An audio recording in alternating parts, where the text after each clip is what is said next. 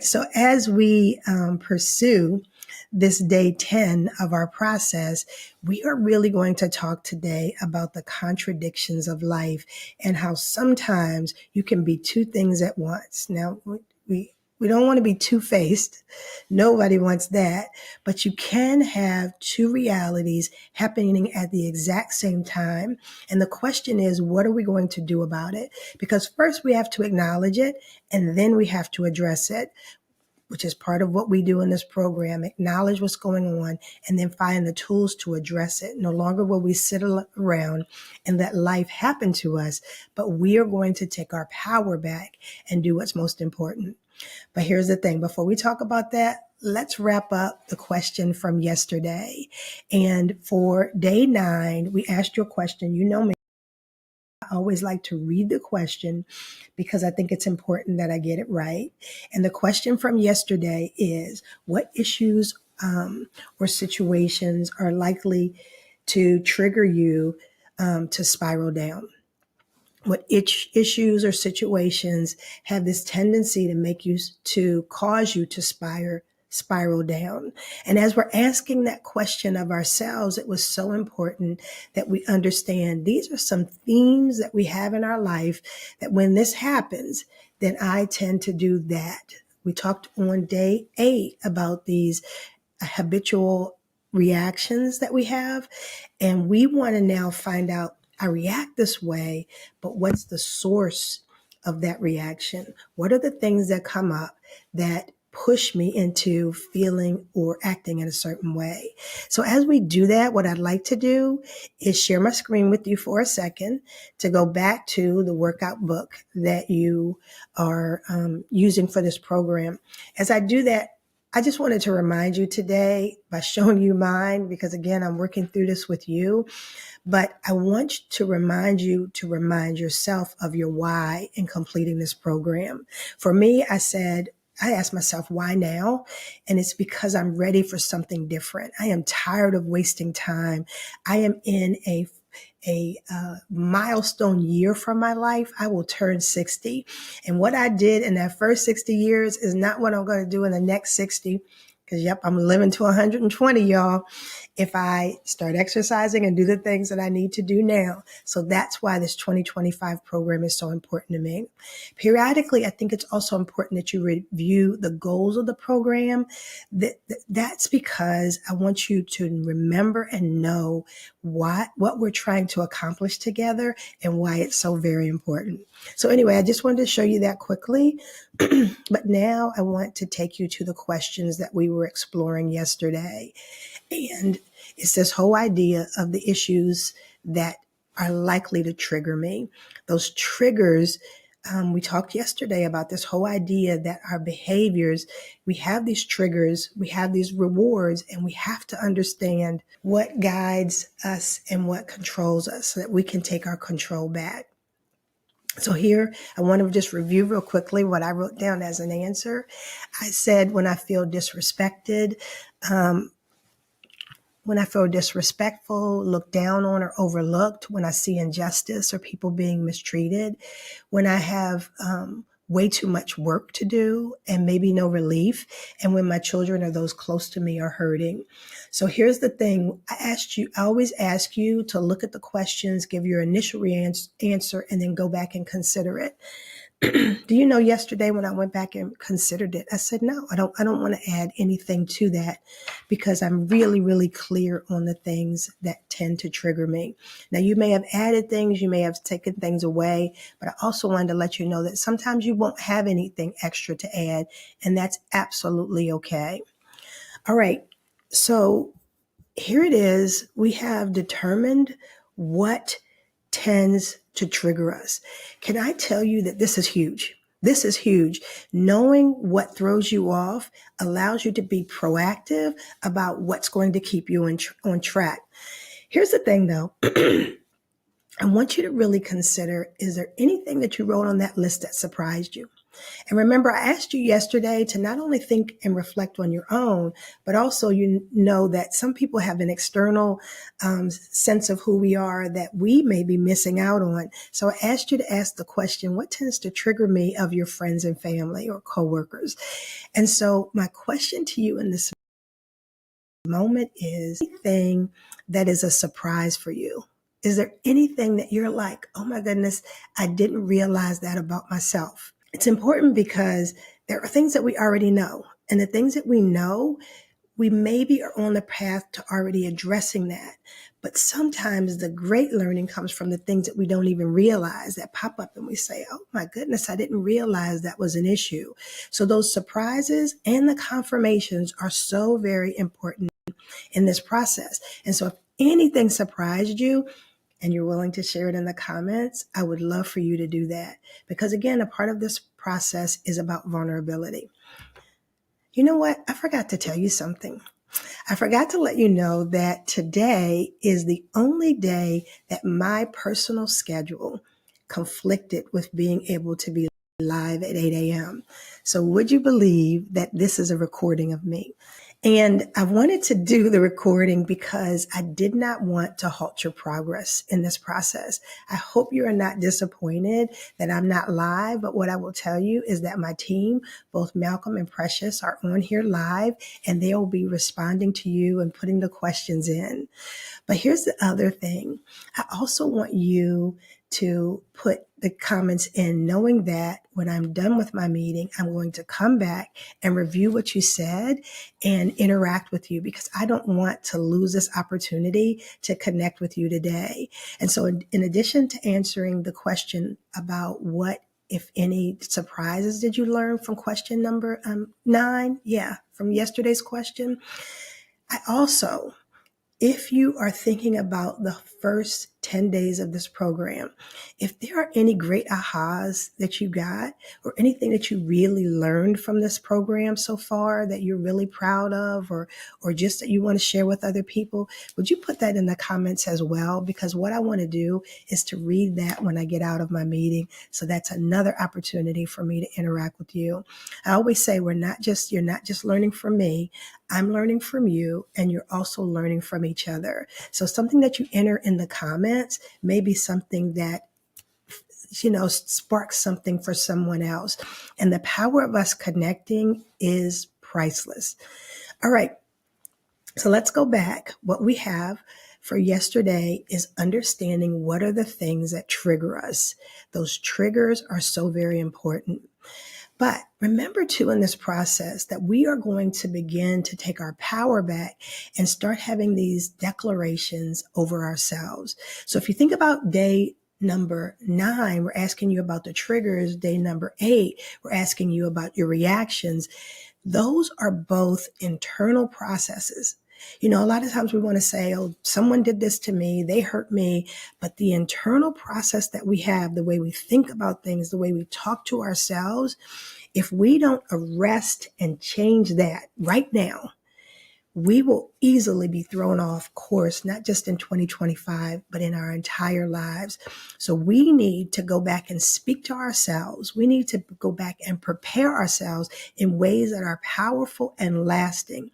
So what I want us to do is to review some of our answers so far so that we can go back and make a declaration on page 2. So I'm going to share my screen once again and show you, because I also want to show you this is what I'm talking about when anything that I ask you to do, I've done it myself, and I want to show you what that looks like. So you already saw my questions for day number 9. Now what I want to show you is when I looked at day 8 and 9 together, what I tried to figure out is if I'm saying this is what triggers me or these are the habitual actions, I want to turn those things around and I want to find the good that I am uplifting or that I am pursuing that has to do with those triggers or behaviors. So for instance, my thoughts is all about, oh, this isn't going to work out. This always happens, blah, blah, blah. Well, what I realized in that moment is I have this lack of hope. So I'm going to not focus on being hopeless. I am going to focus on being hopeful. So the word that I wrote down for myself is I'm saying, what's the positive theme that I'm pursuing? I'm tired of looking at the negative. What is the positive? So here I put in the word hope. When I said this idea that, it's easy for me to get offended or hurt, that meant that offense meant I didn't have a sense of peace. So I'm pursuing peace in 2025 too.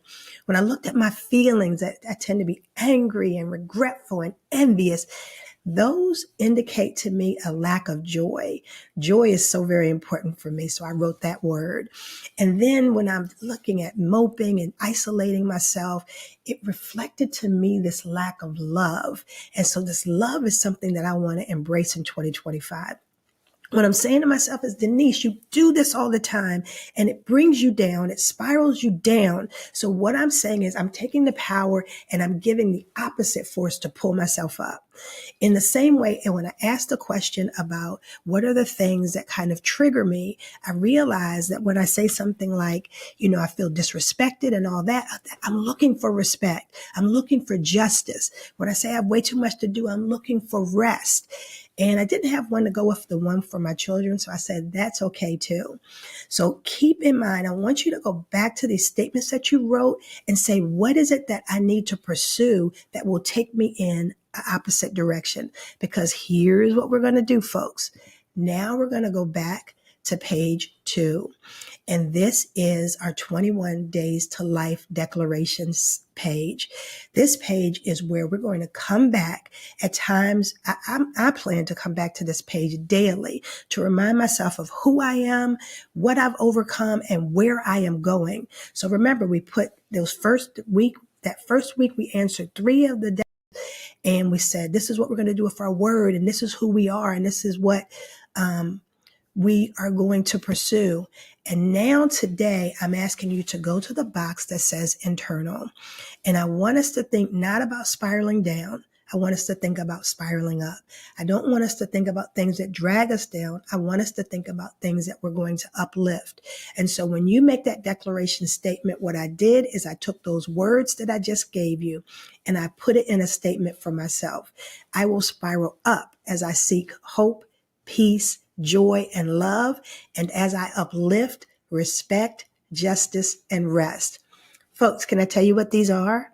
These are values. And I had a really good friend about 2 years ago who helped me with my organization, Whole Heart, and said, what are the values that lead you as an organization? And when my friend Sabrina did that with us, it really provoked us to go to a whole new level as an organization. So this day, I want you to indicate what your values are so that we can start beginning to live in those values. When I live in my values, I'm less likely to be pulled down by the things that would take me in the wrong direction. Now, if you have a value that you know is really important to you and it's going to be part of your answer and you want to share that in the comments, I would love for you to do that. This is one of those questions you may have to think about a little bit. And I would love to be able to work through that process with you. So even if there's something that I'm not sure, what does this mean? Know that you can reach out to the team at any time. You can text us, you can call us, you can email us, but we are here to help you with this process. All right. So now that we've really processed yesterday's question, now that we've made a declaration, we've spoken life over ourselves today by indicating our values, are you ready to talk about the question for day number 10? All right, good, because I am too.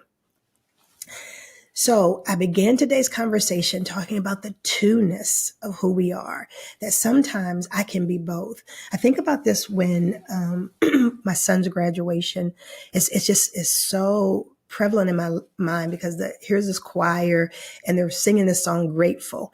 And in that moment, I'd watched his journey. I'd watched how hard he worked to graduate. And so there was this incredible joy I was experiencing in the moment where it's like, yes, he deserves this. He worked hard for this. And as a mom, I'm so proud.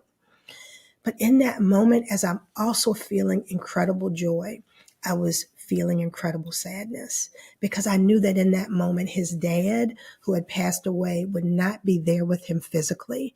And I thought, this sucks. Like, he should be able to have it and have his parents there, and also for his dad to experience what he worked hard to make sure happened. So in that same moment, I had incredible joy, but also incredible pain. This is what I call the contradiction of life, that we can feel two things at once. A lot of times when I have clients who are grieving the death of someone, on something as simple as social media, they have reluctance to post because they're saying, if I post me being at this party and I'm happy, then people think I'm always happy. And they don't understand that as happy as I am in that moment, there's still this level of sadness. And I want to show them that I have both. And I think it's really hard sometimes for us to show people externally, but internally, we can make it okay that we experience two things at one time. When we talked about the conflict model yesterday, one of the things that we said is one thing that impacts the way we deal with any conflict is what is going on in the present moment. And so in this moment and this question, I want to get to your present moment. And what I really want to know is, what is it that you're experiencing in this moment that is making you have an incredible amount of joy or hope? And what is it that you're experiencing in this moment that is also causing you to feel sadness or pain? One of our participants had said earlier that in an earlier session that a friend of hers has recently died, and that is causing incredible pain. And yet she still has hope for the year to come. So she's really experiencing these opposite feelings in the same moment. When we get together tomorrow, we'll say, how do we do that? Because sometimes we feel like it's tearing and ripping us apart. It's almost like it's a house divided against itself. And really it's not. It's that we are complicated as human beings, and we just need some ways to maybe manage that. So remember, the question really is, what are you experiencing right now that could be causing you incredible joy and hope? And what are you experiencing that could be causing you incredible pain or hurt? And when we get together tomorrow, we'll process that question. As always, I want you to consider the question, write your initial thoughts, reflect on it over the day. And then at the end of the day, if you need to update your answer, I would love to see you do that. You got the question? You got it, because we've been together for 10 days and you have been rocking this process. I'm so proud of you. I continue to speak life over you. And more important, you just spoke life over yourself as you thought about the values that you have for 2025. If you need me, I am here. The other thing is, some folks are saying, I really love this process and I want to continue it. And I say that workbook is a great way to look at your entire year and map it out, and also go through some of the exercises that we're doing right now. You can find it on Amazon, and all you got to do is Google Wholehearted Life and Dr. Denise Rollins. All right. We're going to do day 11 tomorrow, and day 11 means we're over halfway through this process. So we are looking good and doing good. I look forward to seeing you then. Until then, have a phenomenal day on purpose. All right, I'll see you later.